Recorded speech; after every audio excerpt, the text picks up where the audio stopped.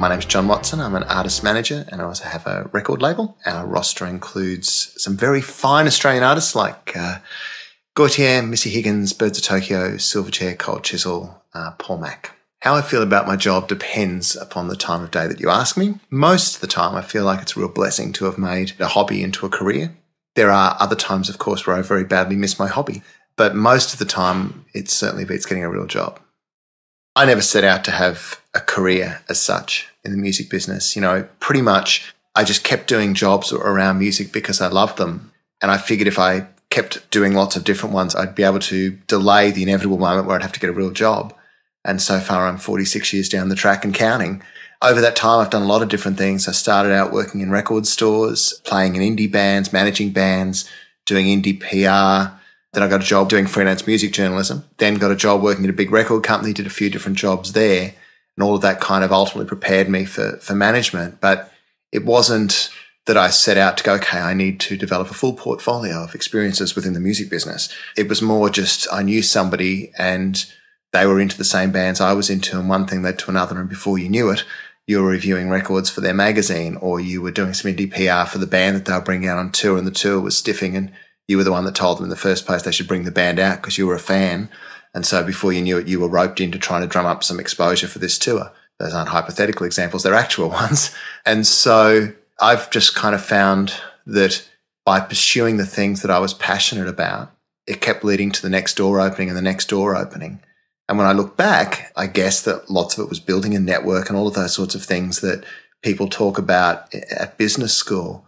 But it was certainly not premeditated on my part. It was much more, I gravitated towards people who love music because I love music and we had lots in common. You know, I went to lots of gigs, not because I thought it was a great place to meet future people that I could make money from, but just because I like going to gigs. And a lot of times when people ask who's getting started in the business, what are the best things they can do? That's typically my advice, is to start small and start local. You know, volunteer for the local public radio station, work the door on the local gig, write for the local blog, volunteer for the uni student council, whatever the thing may be, because what you find is that the people that you meet at that point in your life, you tend to grow through the business with them. And so the guy that your band is buying a $50 support band from when you're 21, 10 years later, he's the promoter of Homebake. Not a hypothetical example, an actual one.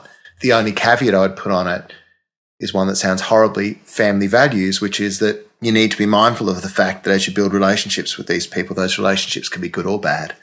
And that if you burn bridges along the way and if you take shortcuts along the way, then you're setting yourself up for handicaps later in life.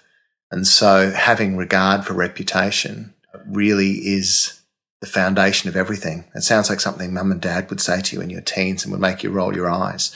It probably is, but it doesn't mean it's not true. The number one thing that I find young artists and managers consistently get wrong is that they have an industry orientation instead of what people in business school would call a customer orientation.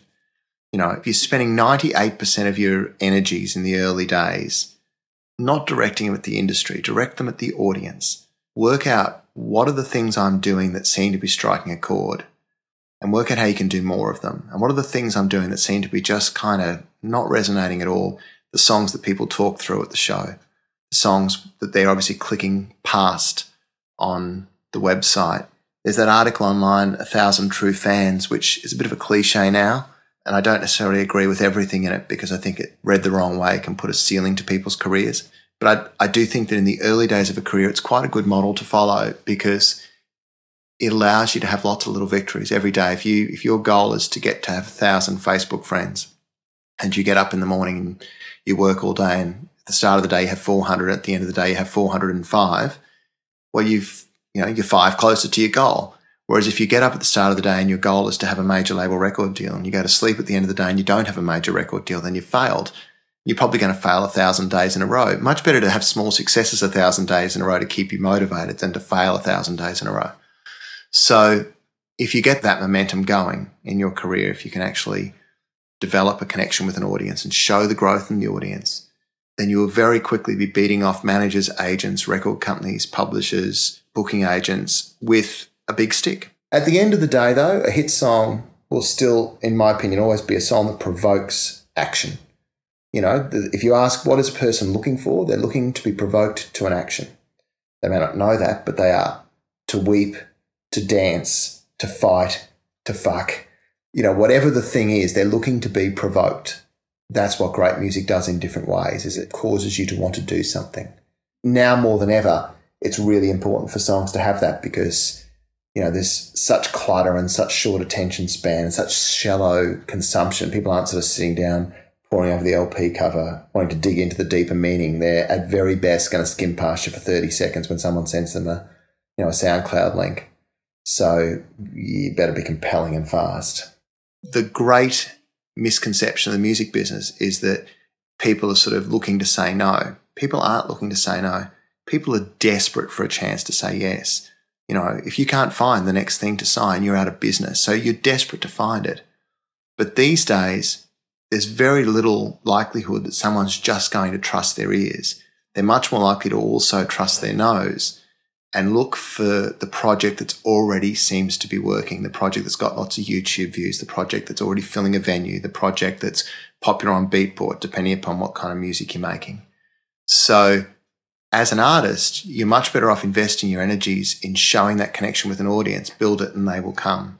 Then you'll find that you'll put yourself in a great position for when that interest does come in two ways. Firstly, if you're already filling a venue, just say, and you're attracting interest from a record company, then you have the creative grounds on which to push back when they suggest that you should change something. You guys are great, but the singer needs a perm. Really? We're already selling out the venue. Thanks anyway. You also potentially are in a position to negotiate a much better deal because if you've already got something going on and one person's knocking, then the odds are right after that a second person will be knocking, and you can use that like you do at an auction for a house to create a better price for yourself. So the magic wizard theory where people believe that they'll just sit in their bedroom and make music and some great and powerful Oz is going to materialize in a puff of smoke and make them a superstar. That's not how it's going to happen in 2013, if it ever was. How it's going to happen in 2013 is the artist who's actually out there interacting with the audience digitally and physically is going to be much more likely to be the one that ultimately attracts the attention of people who can then help you take your career from first base to second base and eventually around from there. But you've sort of got to get to first base on your own these days. And that's much harder than it used to be in some ways because of the clutter and everything else. But it's easier in other ways because of the cheapness of recording technology, the accessibility of an audience. And whether it's easier or harder, it doesn't really matter. It just is. You have to kind of get the thing going and then wait for other people to jump on board it. Be oriented towards your customers. Don't be oriented towards the business. I think it's really important for everyone to have a definition of success when they start out. It will, of course, change, as it should. But you need to define it for yourself to begin with, because otherwise you're going to want everything and you're not going to have any sense of accomplishment about anything. So usually the first question I would ask an artist when I start managing them is, what does success actually mean to you? When you close your eyes and you imagine yourself being quote unquote successful, what does that look like? Does that look like I'd like to thank the Academy?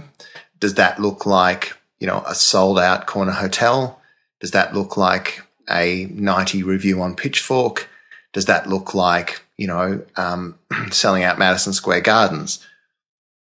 And then once you know what success, that's what they want. That's actually what you want. Well, let's have a talk about what it takes to get to that success.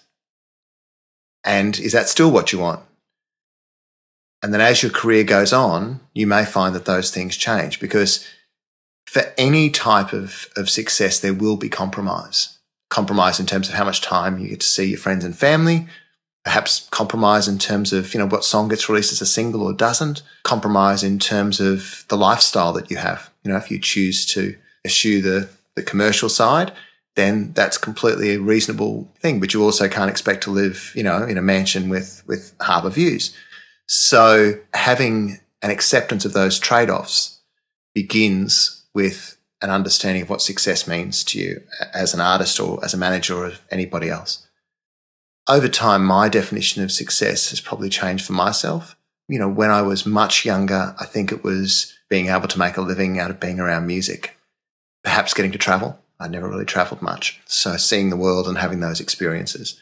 And certainly, with the early days of Silverchair, going around and being side of stage for Page and Plant at a festival in Switzerland. I remember that vividly, with the band and all having that sense of, wow, this is pretty damn cool. Similarly, Silverchair playing Rock in Rio to 250,000 people and standing side of stage at that's a pretty big rock moment, and anyone who says that didn't make them feel something would be a liar or a fool.